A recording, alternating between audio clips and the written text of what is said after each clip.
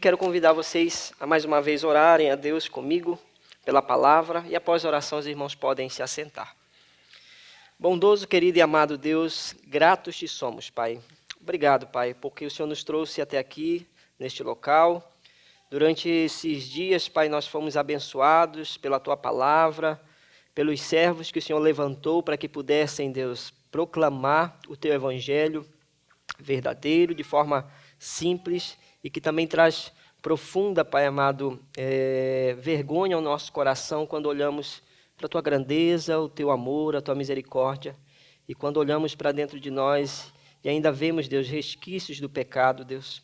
Por isso te agradecemos, porque o Senhor é misericordioso. E se estamos aqui hoje, Deus, é porque o Senhor é gracioso para conosco.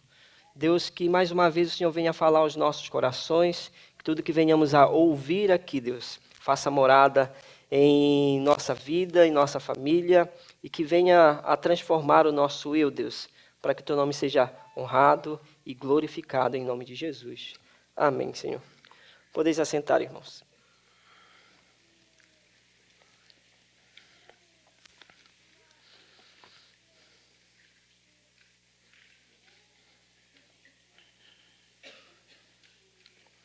Quero convidar os irmãos a abrirem suas Bíblias no livro de Eclesiastes. Nós vamos continuar o nosso estudo a respeito do Kohelet, capítulo de número 5. Alguém um dia me perguntou o que seria Kohelet. É bom a gente lembrar, os amados irmãos, que Kohelet se trata do nome original do livro em hebraico. Então, Kohelet diz respeito ao pregador. Se nós fôssemos fazer uma tradução simples, como a maioria das Bíblias, está esse termo, o pregador, ou seja, o Kohelet, aquele que fala a uma grande assembleia. Capítulo de número 5 de Eclesiastes.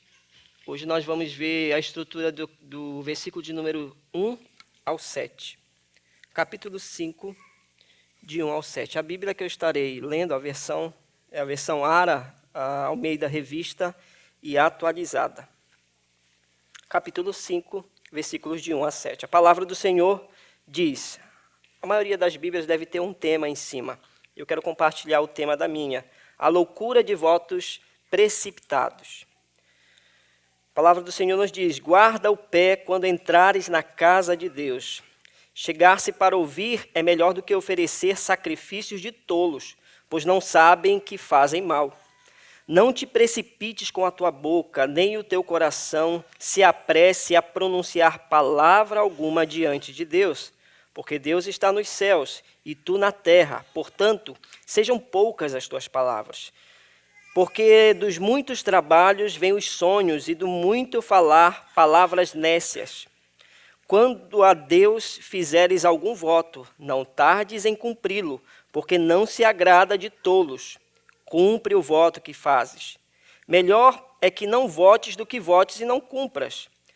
Não consistas que a tua boca te faça culpado, nem digas diante do mensageiro de Deus que foi inadvertência, porque razão então se iraria a Deus por causa da tua palavra, a ponto de destruir as obras das tuas mãos? Porque como na multidão de sonhos há vaidade, assim também nas muitas palavras, tu, porém, teme a Deus. Irmãos, a primeira frase que eu gostaria que você refletisse hoje é que melhor que viver prometendo para Deus é viver a promessa de Deus. Melhor do que viver prometendo para Deus é viver a promessa de Deus. E é sobre esse assunto que nós vamos falar hoje, do que diz respeito a como nós nos achegamos a Deus. Para muitos, irmãos, não se espantem, é para muitos mesmos, a ideia do Novo e Velho Testamento separam dois deuses diferentes. Então nós vemos, na verdade, um Deus bem diferente no Antigo Testamento, e agora Jesus Cristo que vem com outra cara, que vem com outros princípios. Assim alguns têm proclamado por aí. Mas nós aprendemos, graças ao Senhor, que há um só Deus e que Deus é imutável. Então Deus não muda, Ele continua sendo o mesmo Deus que se apresentou aos profetas, que se apresentou aos juízes no passado, que veio como a Moisés, por exemplo, como Deus que libertaria o povo do Egito, que estava no Egito, o povo de Israel, é o mesmo Deus que nós cremos, é o mesmo Cristo também, porque nós acreditamos que Cristo e Deus, o Pai, são o mesmo, né? Nós acreditamos que a Trindade ela tem essa harmonia. Então, seria estranho dizer que existe um Deus lá no Antigo Testamento diferente do atual. Então, a primeira ideia que a gente precisa tirar das nossas mentes, se há essa ideia, e proclamar às pessoas que Deus é imutável. Ele não muda de maneira alguma. Alguns aspectos no que diz respeito às alianças que nós vemos na Bíblia, sim, elas mudam, elas são transformadas com o tempo. Mas o princípio de Deus é o mesmo, Deus continua sendo o mesmo. E eu separei hoje 4 pontos que nós vemos aqui nesse pequeno trecho, de 1 a 7, que são dicas, é um alerta. O tema de hoje é um alerta aos afoitos. Eu não sei se tem aí, acho que não, né? Mas é um alerta aos afoitos. Quem já ouviu essa palavra e lembra dessa palavra? Afoito. Lembra os mais antigos, acho que vão lembrar. Existe uma nova geração aqui, é importante explicar para eles. Um afoito é um apressado. É aquele que mal o sinal ficou verde, ainda nem ficou verde, ele já começa a apertar o acelerador que ele quer ir embora. É aquele que lá atrás ainda nem ficou verde o sinal, ele está buzinando para a gente. Esse é o afoito, é alguém apressado, é alguém sem controle, sem domínio das próprias emoções. Então é alguém que sempre vai para frente como um corajoso, mas na verdade ele é um afoito, ele não pensa muito antes de agir. E a primeira dica que o Kohelet nos dá hoje, ela está no versículo de número 1, vamos ler novamente. Guarda o pé quando entrares na casa de Deus. Chegar-se para ouvir é melhor que oferecer sacrifícios de tolos, pois não sabem que fazem mal. Nós podemos ver outros textos bíblicos a respeito desse assunto. Aí eu peço que você abra sua Bíblia lá no livro de Êxodo, capítulo de número 3, o verso de número 5. Êxodo 3, versículo 5.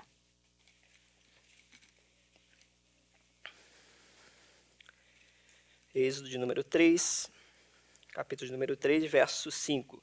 Deus continuou, não te chegues para cá, tira a sandália dos pés, porque o lugar que estás é terra santa. Quem lembra desse texto, dessa ocasião? Nós estamos falando aqui quando Moisés vai até a sarça ardente e ali todo afoito tenta entrar lá de qualquer jeito e Deus fala para ele o seguinte, olha, tomaré, stop. Cuidado, o lugar onde você vai pisar é lugar santo. Tira a sandália dos teus pés. É muito interessante porque o versículo de número 1 do Eclesiastes, capítulo 5, ele mostra exatamente isso aqui. É um alerta. Calma, cuidado. Ei, afoito, tem um tomaré aqui. Eu queria perguntar, quem dos irmãos já levou multa por causa de tomaré? Tomaré. Alguém? E sabia que o Candiano ia levantar a mão?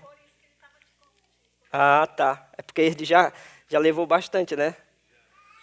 Mas o stop, o parar, é um alerta para as nossas vidas. E é interessante porque há uma geração hoje que ela não tem pudor ao entrar diante da presença de Deus.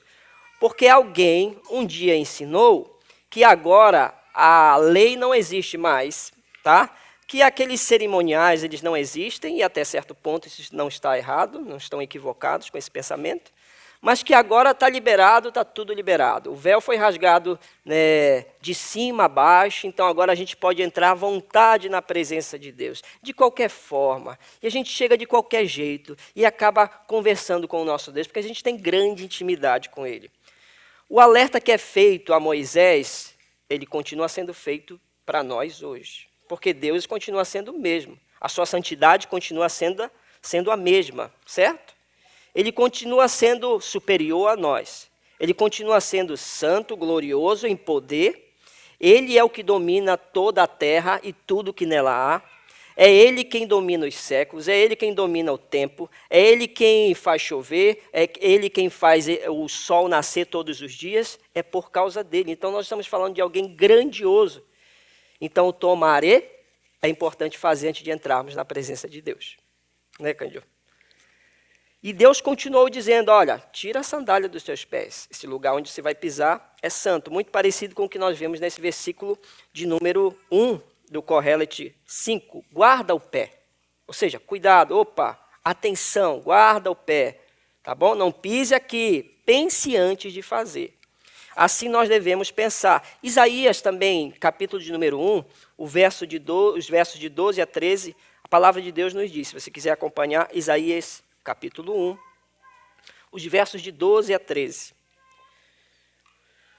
Quando vindes para comparecer perante mim, quem vos requereu, ou só pisardes nos meus átrios, não continueis a trazer ofertas vãs. O incenso é para mim abominação, e também as festas da lua nova, os sábados, a convocação das congregações.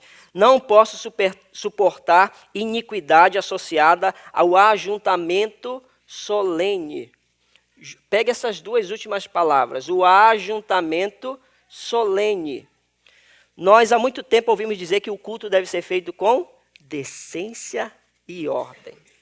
Mas há uma geração nova que acha que Deus deixou as portas sem segurança nenhuma, que qualquer um pode entrar com os pés sujos ou como desejar na presença de Deus. E é fato que Deus nos ouve a qualquer momento, mas isso não quer dizer que nós vamos nos achegar a Ele de qualquer forma, porque nós crentes, principalmente, uma coisa é o ímpio, e aqui fala sobre a iniquidade, o ímpio, no verso de número 13 de Isaías, né? De Isaías capítulo 1. Fala sobre aqueles que entram de qualquer forma na presença de Deus, que trazem incensos estranhos, que fazem ofertas, oferendas a Deus, a qual Deus não se agrada. Mas nós, crentes, temos uma tarefa de entender quem é nosso Deus. Ele é grandioso, Ele é santo, Ele é puro, Ele é verdadeiro. Então significa dizer que eu vou tentar entrar no máximo com santidade na presença de Deus, sem nenhuma falsidade, com os pés mais limpos que eu puder entrar, irmãos. Você pode estar dizendo, isso é impossível. Não, nós podemos melhorar a cada dia, e se nós olharmos a nossa vida há 5 anos atrás, ela não é mais a mesma. E se for a mesma, irmãos, tem alguma coisa errada. Se nós não mudamos nada do nosso jeito de pensar, de agir, de uns anos para cá, é porque nós não fomos transformados verdadeiramente pelo Espírito Santo. E aí há um problema. Deus é santo, é verdadeiro, e a hora do tomaré a gente precisa respeitar. A gente precisa parar antes de fazer qualquer coisa ou falar qualquer coisa. Vamos entender o contexto desse texto? Vamos lá para o versículo de número 2. Então, o primeiro é, guarda teu pé. É o primeiro ponto que o Eclesiastes nos fala aqui, guarda o teu pé. Para um pouco, pensa antes de agir. O segundo ponto está no versículo de número 2, versículos 2 e 3. Cuidado com a tua boca. Vamos ler novamente? Não te precipites com a tua boca, nem o teu coração se apresse a pronunciar palavra alguma diante de Deus, porque Deus está nos céus e tu na terra, portanto sejam poucas as tuas palavras. Se coloque no seu lugar. O Kohelet está nos dizendo, Deus está nos céus, Ele está em algo superior, e você aonde? Na terra. Então, primeiro, coloque-se no seu lugar, perante Deus. Primeiro, para um pouco, antes de falar qualquer coisa perante a Deus, porque tem gente aqui que já vai orando e vai pedindo de tudo, e vai prometendo tudo, e esse é o tema central desse trecho aqui. Tá? É melhor viver a promessa de Deus do que viver prometendo para Deus. Mas há crentes, a nós mesmos, às vezes só prometemos para Deus. E como é difícil nós, seres humanos, mantermos o nosso compromisso. Então, muito mais do que falar, é importante ouvir. Quem lembra da ocasião em que Marta e Maria estão ali na peleja, né? E uma das mulheres ali, muito sábia, ela prefere ouvir. Ela prefere ouvir. E a outra está fazendo os afazeres, também querendo agradar ao Senhor. Por isso, de boas intenções, vocês já ouviram essa frase? O mundo está cheio. Lembra daquele homem que quis segurar a arca lá para ela não cair? Quem disse que aquela intenção não foi boa? Mas o que aconteceu com ele? Foi fulminado. Porque a ordem do Senhor era clara, que não podia tocar na arca. Ele teve boa intenção. Então, o mundo está cheio de crentes com boas intenções. Né? De crentes que estão aí fazendo de tudo, achando que é o ativismo da igreja que vai levá-lo aos céus ou que vai trazer agrado ao coração de Deus, mas não é assim. A gente precisa, antes de tudo, parar, depois ter cuidado com a nossa boca. Há um tempo atrás eu participei de muitos eventos de jovens em que nós éramos convidados ou convocados a levantar as mãos e fazer um compromisso naquela noite de evento ali, geralmente num retiro espiritual de jovens. E eu me lembro de muitos jovens, inclusive eu de joelhos, declarando ali a vida para o Senhor, dizendo: eu vou para o campo missionário. Eu vou para o campo missionário, Senhor. Eis-me aqui, envia-me a mim. E de forma tão romântica, alguns se ajoelhavam e choravam. Irmãos, era um momento incrível. Eu saía dali cheio, sabe o que é cheio? Mas depois a gente ia olhar a vida desses irmãos que se comprometeram com Deus, e muitos irmãos já estão com 40, outros 50 anos, né? Daqueles jovens que eu vi lá no passado. Tá? Eu era um adolescente na época. E eles continuam vivendo a mesma vida. Não vi eles nem evangelizando o vizinho, mas se comprometeram diante de Deus. Então, primeiro, faça o tomaré. Para. Entrou na presença de Deus? Ajeite um pouco. Ajeita a gola, porque você está diante de um Deus santo. Tira a sandália dos pés. O lugar onde você vai pisar, apesar de ser no teu quarto, não sei, pode ser no teu carro, não sei aonde é, mas aquele lugar é um lugar santo, é lugar da presença de Deus que você separou para conversar com Deus. Então, primeiro, fiquem alerta, tá? É para isso que serve o tomaré, não é? Para a gente olhar para um lado e para o outro, para ver se não tem perigo, olhar para frente. Então, diante de Deus, nós entramos na presença dele, com todo cuidado, intensamente olhando para a santidade de Deus. A outra, eu vou guardar minha boca antes de falar qualquer coisa. Eu não vou usar termos chulos para Deus. Não vou falar com ele de qualquer forma, eu vou usar o meu melhor para falar com Deus. Tá? Aí você pode estar dizendo: mas eu posso falar com gíria com Deus. Se você só sabe falar em gíria, possivelmente você vai falar em gíria com Deus. Se você só sabe falar um tipo de linguagem, você vai se portar com aquela linguagem porque é o que você tem. Mas todos nós sabemos ou temos uma ideia de uma língua mais culta, né? E usamos isso nas situações mais importantes da nossa vida. Para me pronunciar aqui, eu não vou usar todos os termos que eu uso no Pará, porque muitos irmãos não vão entender, lógico. Mas quando eu chego diante de Deus, eu tento falar com Ele o melhor possível. Tá? E isso aqui não é querer me impor em cima dos outros, porque é a intimidade com Deus. Não estou falando de oração pública. Né? A oração pública é aqueles que não gostam de fazer, porque realmente nós ficamos constrangidos. Às vezes não sabemos o que falar, porque nós nos preocupamos mais com o que o outro vai ouvir do que o que Deus vai ouvir, o que Ele vai sentir ao ouvir a minha voz. Então, aqueles que se preocupam mais e se envergonham diante do homem, mas diante de Deus, de qualquer jeito, diz: Ele aceita, né? Basta fazer de coração. E essa frase está nos nossos lábios há muito tempo. Basta fazer de coração. Não importa se está desafinado ou não, né? Não importa se eu afinei a corda do violão ou não, eu vou apresentar, porque para Deus, né, é de coração. Mas o coração do homem é enganoso. Se você apresentar tudo de coração, você pode estar apresentando coisas egoístas diante de Deus, inclusive as suas petições diante de Deus. Você se apresenta a Ele de forma egoísta, você só quer. Há um tempo atrás eu falei da sanguessuga, né? A sanguessuga, quanto mais quer, mais ela quer. Então ela dá, e ela diz: dá, e me dá, e dá, e dá. Então, diante de Deus, nós precisamos parar um pouco. Saber o que vamos fazer nas orações que vamos fazer a Ele. Entender a sua santidade e guardar a nossa boca. Para não pronunciar palavras vãs, apenas da emoção do coração. Porque senão nós podemos nos colocar em apuros diante de Deus. E como eu disse, o Deus do passado, do Antigo Testamento, é o mesmo Deus do Novo Testamento. Não há nada de novo debaixo do céu, já dizia o Kohelet, né? Tudo se repete. E Deus, irmãos, é imutável. Então, cuidado com a boca. Outros textos que a gente pode ver em relação a esse cuidado com o falar, um deles está em Provérbios, de número 20, o verso 25. Laço é para o homem o dizer precipitadamente: é santo, e só refletir depois de fazer o voto. Entenderam? Laço, problema. É para o homem dizer precipitadamente o quê? É santo. E só depois de refletir sobre o que falou, sobre o que disse. O provérbio de número 10, também, versículo 19, diz o seguinte: no muito falar não falta transgressão, mas o que modera os lábios é prudente.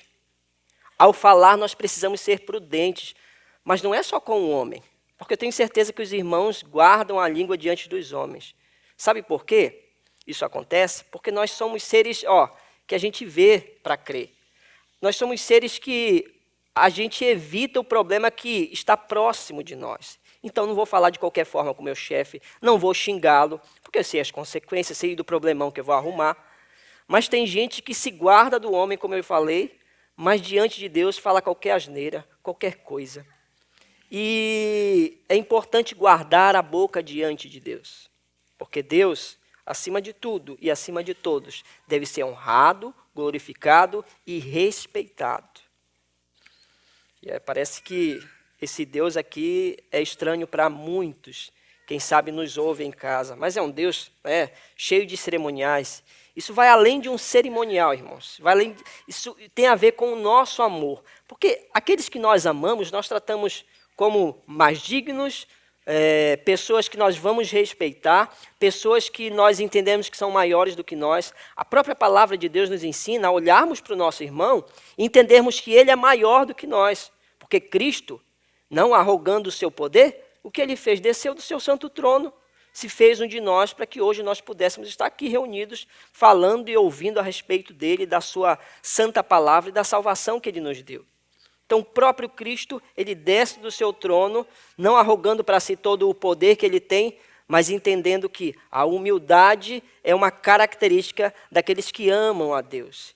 E humildade significa que, perante esse Deus, nós entramos em humilhação na hora de uma oração, de uma conversa com Deus. Eu não sei quantos têm se humilhado diante de Deus. Eu não sei quantos se ajoelham ainda diante de Deus. E quem sabe na sua mente isso só é um cerimonial. Não sei quantos ainda fecham os olhos no momento da oração. E isso parece coisa do passado. Alguns dizem assim, orar e vigiar, por isso que eu estou com o olho aberto. Em algumas ocasiões, sim. Mas na maioria das vezes, não, irmãos? Nós podemos entender a grandiosidade de Deus, fechar os olhos para que nada nos distraia, tampar os ouvidos e falar com Deus. Isso é entender que Deus é superior a nós, ele merece toda atenção e zelo. Cultuar com decência e ordem é algo difícil de se ver nas igrejas contemporâneas, irmãos. Se os irmãos das igrejas contemporâneas entendessem esse princípio de que a santidade de Deus deve ser respeitada, muitos não estariam pulando no púlpito, fazendo da igreja um bordel, me desculpem a expressão, mas aonde tudo pode, até beijo na boca pode. Isso acontece? Lógico que acontece. Não estou falando com todos aqui. Todos conhecem a geração que nós estamos vivendo. E tem cultos que acontecem de tudo, irmãos. É a unção do beijo, quem já ouviu? É a unção de tudo. Deus está sendo desrespeitado. As pessoas estão chegando na presença de Deus de qualquer forma. E o Kohelet quer nos alertar sobre isso. Primeiro, para um pouco, pensa antes. E não saia falando tudo o que a sua mente quiser falar. Pense antes de fazer. Mateus 6, você pode estar dizendo, isso aqui é coisa só do Antigo Testamento. Vamos ver lá Mateus capítulo 6, versículo 7. Esse texto é bem conhecido quando nós falamos de reza e de oração, dessa diferença, do crente da reza, daquele texto que nós lemos, e da oração profunda a Deus. E orando não useis de vãs repetições, como os gentios, porque presumem que pelo seu muito falar serão ouvidos. E há muitos que pegam isso aqui para contradizer ou para peitar os católicos, dizendo, olha, você está usando de vã repetição aí, porque você está fazendo uma reza. O texto se trata de algo muito mais profundo do que isso, irmãos. Quando nós lemos o texto, a gente está repetindo. Não é sobre isso que o texto está falando. Usar de vãs repetições. Mas está falando daqueles que usam de muitas palavras para se mostrarem diante de um público, por exemplo.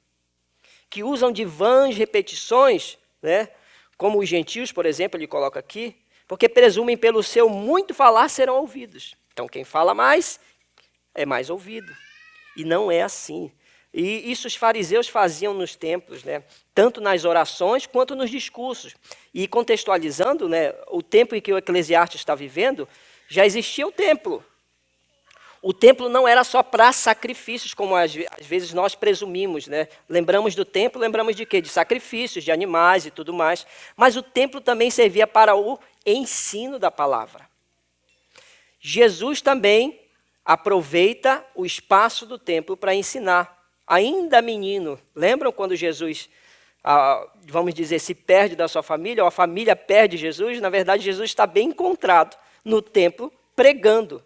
Desde menino, desde pequeno, pregando a palavra no templo. Ou seja, o templo dos judeus também servia para o ensino. E há aqueles que queriam arrogar grande conhecimento. E ao falar, como um pregador, achavam que quanto mais falassem, mais seriam ouvidos e admirados. Daí vem a vaidade. Daí, de novo, vem o homem vaidoso, querendo aparecer, e Deus lá atrás. Como muitos arrogam conhecimento hoje e falam até coisas bonitas, até pregam a palavra de Deus, mas alguns fazem isso apenas para arrogar para si alguma atenção, alguma fama. Está cheio de ministros da palavra de Deus que viraram pop. E eu acho que ontem a gente discutiu sobre um assunto parecido, mas quando você vira pop, você pode ter duas saídas. A primeira é, um pop não pode desagradar seu público.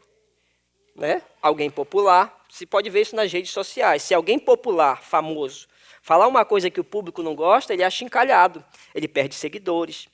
Então, quando você vira pop, nesse mundo você tem um preço a pagar, que é falar o que o povo quer ouvir.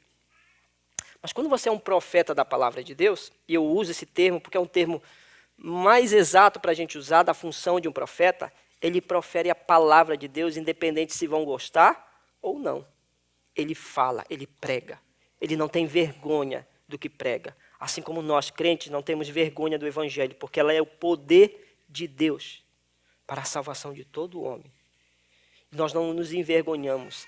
E diante dos pastores, líderes que se tornaram pop, nós estamos observando esse movimento de muitos pastores calados. Eles não falam mais sobre determinados assuntos em alguns podcasts, na internet, na TV até, porque têm medo de perderem seguidores. Eles acham que assim eles conseguem pregar melhor a palavra de Deus, sendo em cima do muro o tempo todo. Eles não falam sobre determinados assuntos delicados porque não querem perder seus seguidores.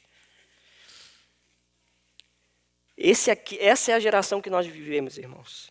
De pessoas que arrogam para si conhecimento e que acabam encontrando a fama e esquecem do Deus Todo-Poderoso, dos seus princípios. É aqueles que estão falando aos quatro ventos muita coisa, mas não estão dizendo nada a respeito de Deus. Nada. Então, quando vocês orarem diante do Senhor, não usem de vãs repetições. Fale no seu íntimo com Deus. Mas entenda que não é o muito falar que vai trazer algum benefício para você. Pelo contrário, quanto mais a gente fala, mais propenso a errar nós estamos. Quanto mais tempo eu ficar aqui no púlpito, mais propenso a errar um texto bíblico eu estou, irmãos, porque minha memória é curta. Quanto mais falamos, irmãos, mais podemos nos colocar em apuros. Então, o Kohelet está nos dando uma orientação aqui. Entrou na presença de Deus, para um pouco, pensa. Depois guarda a tua boca.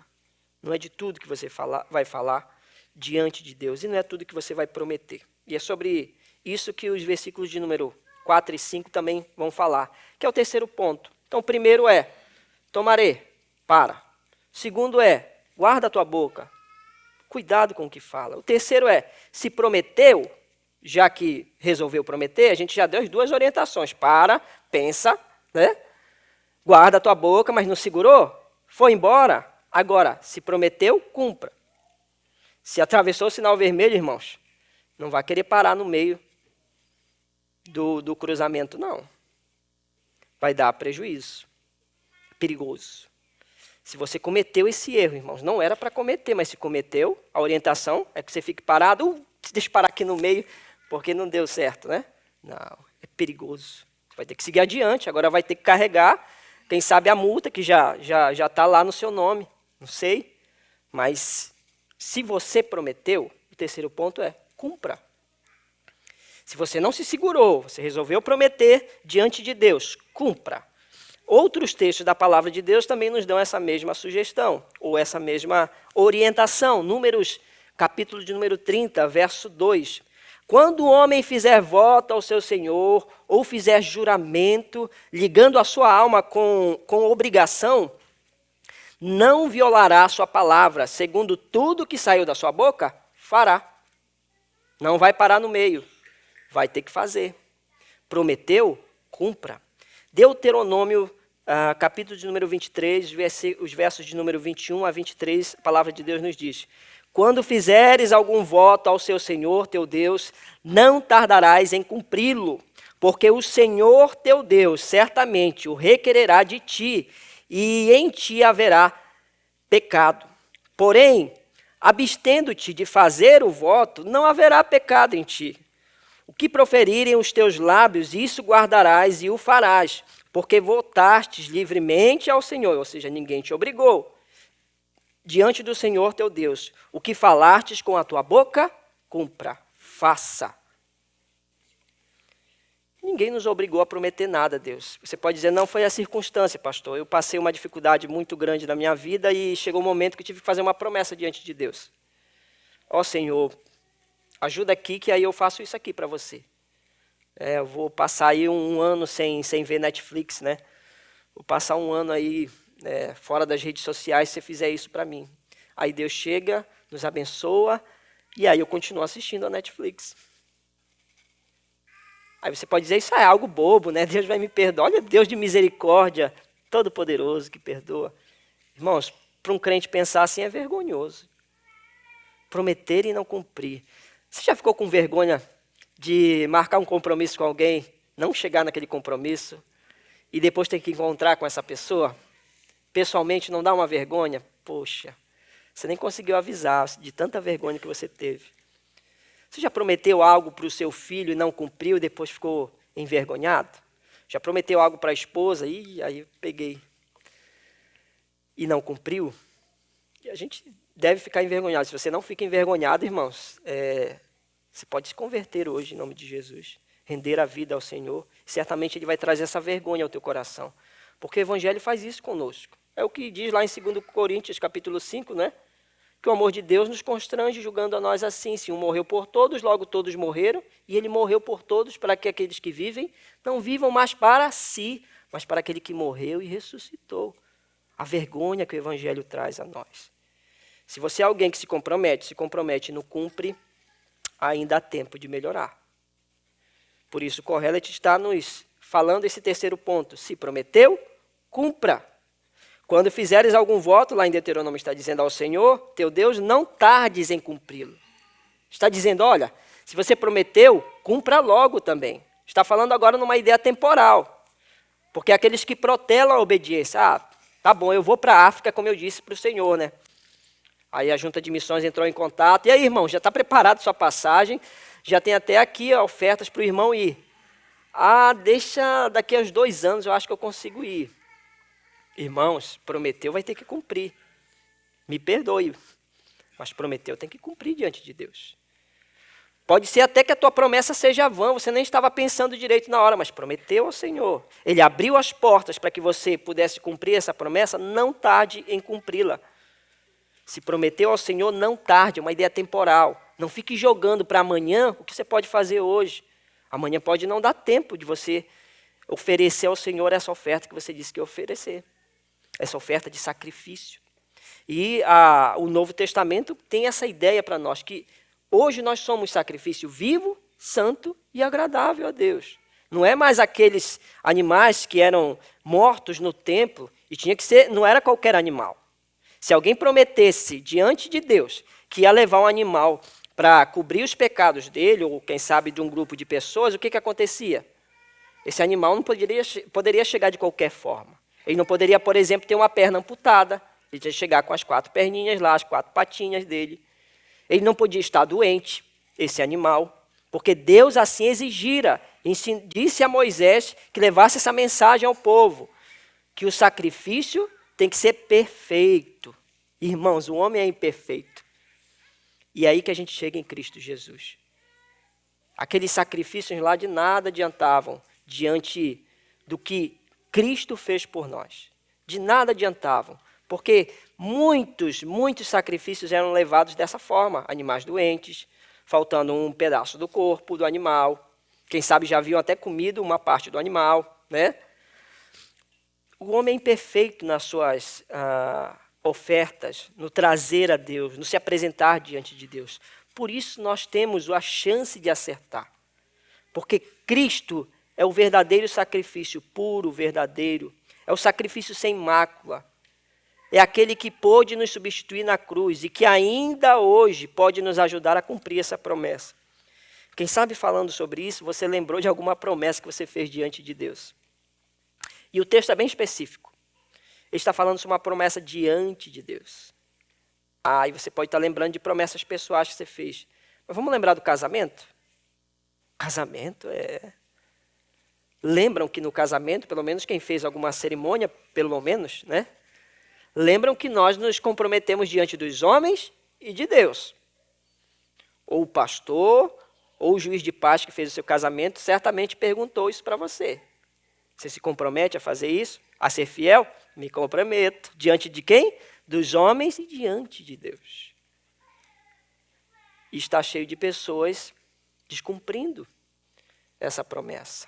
Por isso, irmãos, antes de casar, aos que ainda não casaram, tomaré. Para um pouco. Antes de falar, vamos casar, guarda a boca. Antes de falar, vou ser fiel para você a vida toda, guarda a boca. Se você não tem essa capacidade ainda, peça a Deus que te dê de ser fiel. Se entra num relacionamento para não ser fiel, você está desagradando a Deus. Está sendo pecaminoso. Está cheio, irmãos, infelizmente, de crentes que um dia se comprometeram diante de uma assembleia, que seriam fiéis maridos às suas esposas. E hoje estão com o casamento destruídos. Não podem mais continuar cumprindo a promessa que eles fizeram um dia. Por quê? Não foram sábios, não pararam antes, não guardaram a boca. E eu não estou falando aqui, tá bom, antes que alguém me pergunte, tem um tempo para casar? Né? Eu, por exemplo, casei com 8 anos de noivado praticamente, por causa de questões circunstanciais. Mas há pessoas aí que estão enrolando o cônjuge há uma vida, há 10, 20 anos. Irmãos, as igrejas no Brasil, as 2 igrejas que eu pastoreei tinham esse mesmo problema. Mesmo problema. O irmão está aqui há 10 anos na igreja, não é membro, porque tem um probleminha aí. Fiz uma promessa, mas não estou conseguindo cumprir e tal. Qual que é? Eu não casei ainda. Você prometeu que ia casar com ela? Prometeu, e por que não cumpriu? O que está acontecendo? Já vive há 10 anos. Já vive há 20 anos, não casou? Tem coisa errada aí. Eu estou falando de crentes, irmãos, tá? Com aquelas aspas bem grandes, crentes. Crentes que estão enrolados, igual aquele desenho lá da Disney, enrolados, até o pescoço, cheio de dívida diante de Deus e não conseguem pagar. Por quê? Não pararam para ver o perigo que estavam fazendo. Não guardaram a boca, já se comprometeram com o pai e com a mãe, vou levar ela para casa. Aí o pai e a mãe deixam, né? Vai, já começa a morar junto. Então, aos que ainda não casaram, tomaré. Para um pouco, pensa um pouco, guarda a boca, tá bom? Antes de falar. E se prometeu, agora se você já se comprometeu, já comprou a aliança, vai ter que ir até o fim. Tá? Alguns vão dizer, não desiste, ainda dá tempo, né?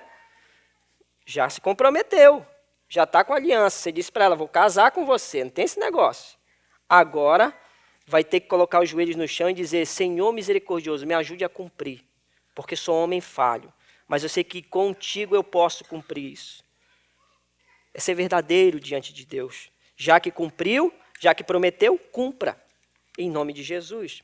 E a última estrutura, irmãos, de versículos 6 e 7, é o 4º ponto e último, diz o seguinte, não use desculpas.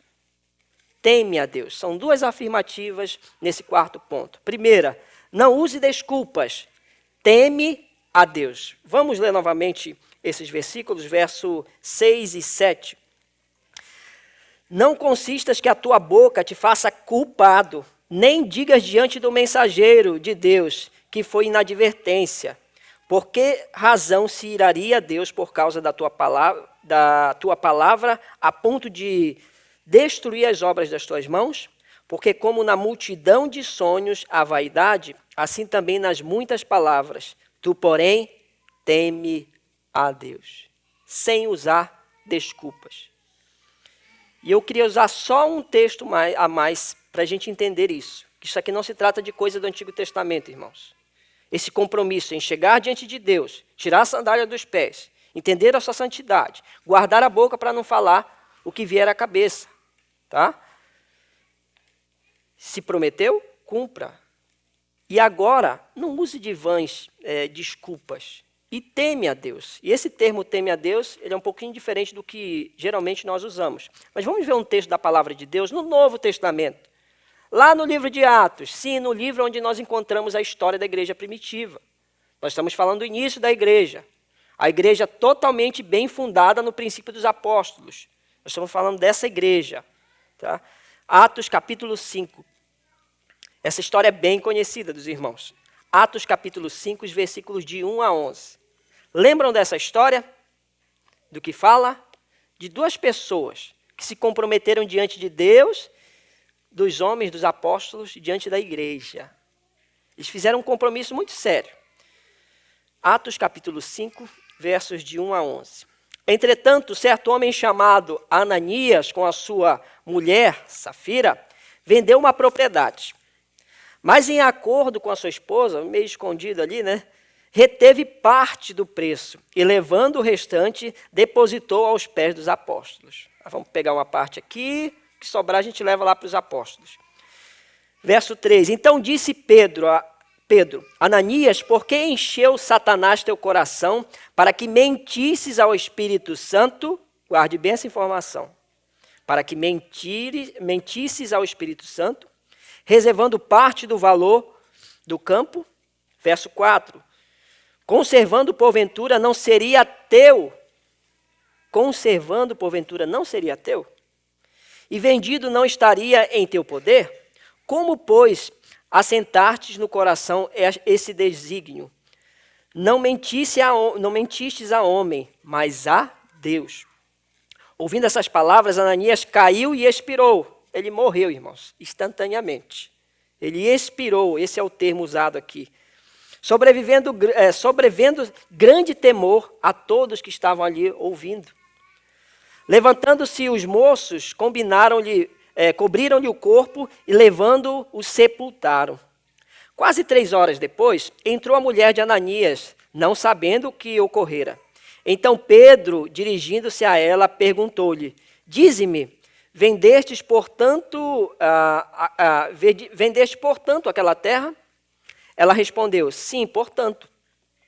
Tornou-lhe Pedro a dizer: Por que entrastes em acordo para tentar o Espírito Santo do Senhor? Eis aí à porta os pés dos que sepultaram teu marido, e eles também te levarão.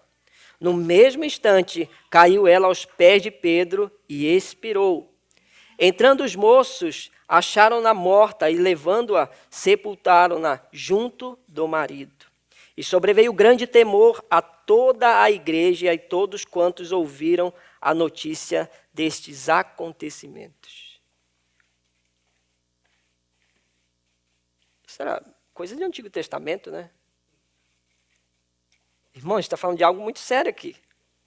Esses irmãos, poderia ser qualquer um de nós aqui. Eles entraram ali na comunidade e saíram mortos. Aí eu pergunto para vocês, quem foi que matou aqueles homens? Aquele casal. Foram os apóstolos? Pedro estava irado, né? E disse, manda aí. Pedro não matou eles. Aquele povo ali que estava ali só ajudou no sepultamento. Eles morreram instantaneamente. Não tem como a gente fugir da ideia de que o próprio Deus fulminou aquelas vidas. Foi Deus. E você pode dizer, não, mas foi a pedido de Pedro, porque Pedro era pecador. Não, irmãos. Pedro apenas estava anunciando o que ia acontecer com eles, porque Pedro conhecia o seu Senhor. Ele sabia que diante de Deus, aquele que promete deve cumprir. Muito mais a nós crentes. Irmãos, a pergunta é, será que eles eram crentes de verdade? Sinceramente, eu não tenho essa resposta. Mas eles estavam naquela comunidade. E olha, irmãos, para Deus fazer isso com eles, eu tenho quase certeza que eles professavam essa fé. Mas foram pessoas imprudentes. Imprudentes. É possível que eles eram um homem e uma mulher de fé, mas foram imprudentes. Estamos falando de nós, que acreditamos ter fé em Cristo Jesus. Nós precisamos ser prudentes diante de Deus. Irmãos, por que isso não aconteceu às escuras? Vamos fazer algumas perguntas no texto para a gente entender esse texto de Ananias e Safira. Por que Pedro nos chamou lá? Eles, esses dois vão morrer, porque olha o que eles fizeram, eles enganaram o Espírito Santo de Deus, irmãos. Lembra que algo parecido foi feito quando Cristo, Jesus está lá expulsando demônio, aí vem alguém e diz, olha, é um demônio expulsando outro demônio. Aí vem aquela ideia de blasfêmia contra o Espírito Santo. E alguns teólogos dizem que essa blasfêmia não pode ser repetida, mas a gente vê algo muito parecido aqui. Ananias e Safira afrontando a Deus através da mentira. Eles estavam enganando o Espírito Santo, não era Pedro, não eram os apóstolos, não era aquela comunidade. Eles estavam enganando, surrupiando aquilo que eles prometeram a Deus. Eles prometeram ao Senhor. Eles foram fulminados, irmãos. E não foi às escondidas, não foi às escuras. O versículo de número 11 nos revela isso. O porquê dessa razão? Daquilo acontecer em público, irmãos. Cristo funda a sua igreja. Diz, olha, o Senhor da tua igreja é Cristo. Vocês são corpo. Vocês devem viver unidos. Mas também vocês devem viver em fidelidade. E aquilo ali, irmãos, eu tenho certeza absoluta que foi um marco para a igreja. Para a igreja entender que aqueles que entrariam na fé não viveriam um romantismo religioso, mas viveriam uma fé firmada em Deus. E deveriam ser fiéis a Deus. Isso aconteceu em público, irmãos. E o que o versículo 11 diz? E sobreveio grande temor. Agora em grego aqui a ideia de temor. Mas lá no hebraico é o mesmo sentido a qual o Kohelet está falando. O último trecho do verso 7. Teme ao Senhor. Esse temor aqui não é de acreditar. Esse temor aqui é de temer, é de tremer. Porque só treme diante de Deus quem conhece a Deus. Um filho conhece o pai. Não vai chegar e dar um tapa na cara do pai. Se um filho realmente conhece o pai. Se bem que tem pais bananas hoje, me perdoe. Tem filhos que fazem isso à vontade. Mas um filho que tem um pai íntegro, santo, que ensina a santidade ao filho, o filho não vai fazer essa ofensa ao pai. Porque ele conhece o pai que tem. Assim nós, crentes, devemos conhecer o pai que temos, irmãos. Perante de Deus devemos cumprir os nossos compromissos, firmados diante dos homens também, mas principalmente diante dele. Porque pode ser que uma hora ou outra, aquela lei que nós seguimos do país, afronte a Deus. Aí vai ser o momento que nós vamos ter que afrontar a lei humana. Dizer, não vou te obedecer, como os apóstolos fizeram. O próprio Pedro apanhou e foi advertido, olha, sai daqui e não prega mais, viu? Saiu, continuou pregando. Porque a eles importava obedecer Deus e não aos homens. Então tem momentos na nossa vida que nós vamos ter que obedecer a Deus. Mas na maioria das vezes, há um compromisso que nós fazemos com o nosso irmão que temos que cumprir. Se ele não afronta a santidade de Deus, se ele não afronta a vontade de Deus para nossas vidas, os seus princípios, eu tenho que cumprir. Então, irmãos, não use de desculpas. Ananias e Safira nem tiveram muito tempo para se desculpar. Nem tiveram muito tempo. Mas há cheio de crentes por aí espalhados, irmãos, que estão usando de vãs desculpas diante de Deus e que não temem a Deus. Não tem um pingo de temor. O Kohelet, aquele todo-poderoso rei, está dizendo, teme a Deus. Ele poderia, naquele momento ali, em que um grupo de pessoas, igual vocês estavam escutando ele, fazer aquelas pessoas o temerem. Dizer, olha, eu sou o rei todo-poderoso. Se vocês forem contra a minha palavra, prisão amanhã. Como alguns fazem hoje, né? Usam do seu poderio para afrontar pessoas, para amedrontar pessoas. Esse é o homem. Mas ele aproveitou a oportunidade para dizer, teme a Deus. Não a eu que sou rei, teme a Deus. Vocês podem até me ofender enquanto rei, mas eu vou passar. O Kohelet está falando isso há muito tempo. Ele usa aquele termo chamado rebel. em hebraico quer dizer é passageiro, é fugaz, é vaidade. O tempo todo ele está dizendo isso. E quando ele afirma isso, ele está dizendo que ele, o próprio Kohelet, é passageiro, é rebelde. Ele vai passar. Ah, mas o Senhor é eterno. O poder do Senhor é eterno. Os poderes desse mundo dos homens está caindo dia após dia. O Império Romano caiu. O Império Chinês várias vezes caiu. E aonde está Deus? Ora, está sentado no seu trono. Olhando para nós, meros mortais, e nós crentes, fazendo promessas tolas diante dele e não cumprindo. Então, irmãos, que esses 4 pontos a qual o Kohelet nos alertou hoje, esse alerta aos afoitos, você que é apressadinho, nós que somos apressadinhos diante de Deus, calma, para um pouco, reflete, guarda os teus lábios para não falar de tudo, pensando que quanto mais palavras você tem, mais pessoas você vai angariar para o seu grupo, e não é assim. Há aqueles que vão na hora do evangelismo e falam, e falam, e falam, e falam. E acreditam que são suas palavras que vão transformar o ser humano, e não é, irmãos. Eu já vi gente falando a palavra de Deus, olha, Jesus te ama, e essa pessoa se converter. Não foram as palavras curtas ou longas que converteram o coração do homem. Foi o poder de Deus. Mas alguém falou alguma coisa. Não é o muito falar. Prudência no que falamos. Se prometeu, cumpra. E pare de dar desculpas diante de Deus. E aí a gente fica com a última mensagem do Kohelet. Teme a Deus. Esse Deus é poderoso. Ele é verdadeiro. Teme ao Senhor. Isso não é coisa, irmãos, de cerimonialismo. Mas isso é ato público de quem ama o seu Senhor. Se você ama alguém, faça um compromisso com ele, mas cumpra. Maridos, aquele compromisso que você fez diante da sua esposa, eu quero te pedir, pare de dar desculpas. Ame a sua esposa de fato. Você prometeu cuidar e abençoar os teus filhos. Pare de usar desculpas. Abençoe os teus filhos. Em nome de Jesus. Maridos que estão distantes da esposa e mais próximos de outras mulheres, pare de fazer o que está fazendo agora. É hora do tomaré. Para! Eu clamo ao Senhor e aos amados irmãos que por um acaso estejam vivendo essa vida dupla, essa máscara de viver na igreja com os amados irmãos, mas estar em outro lugar, a sua mente está no mundo. Para! Você prometeu um dia a Deus a ser fiel a Ele, a ser fiel à tua comunidade. Irmão, para de falar mal do outro irmão. O pastor Glauber fez a gente pronunciar aqui novamente, lembram? O nosso compromisso uns para com os outros, que nós fizemos um dia quando quisemos ser membros dessa igreja. Nós lemos lá os nossos compromissos com o próximo. Irmão, para de falar mal do outro. Você está afrontando a Deus, não é o seu irmão. Isso é compromisso diante de Deus. Em nome de Jesus, para de fazer isso. Para, guarda a tua boca. Ah, a língua é perigosa demais entre os crentes, irmãos. Vamos ter cuidado diante de Deus.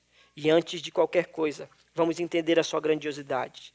A primeira música que cantamos fala isso, né? Da grandiosidade de Deus, que Deus é soberano, Criador dos céus e da terra. É o poder da sua palavra que nos trouxe a vida. Então, irmãos, isso não é, mais uma vez, qualquer cerimonialismo que eu e você possamos cumprir, mas é amor diante de Deus. É mostrar ao mundo quanto o nosso Deus é grandioso, a ponto de nos humilharmos diante dele. Mesmo ele dizendo assim para nós, ó, vinde, vocês já são meus amigos, né? Nem chamo mais vocês de servos, vocês são meus amigos. E ainda assim, aqueles amigos vão respeitar o seu Senhor, porque ele não é só amigo, ele continua sendo grandioso. Se você pode ser amigo de alguém todo-poderoso, irmãos, não o diminua. A amizade não diminui o poder de Deus.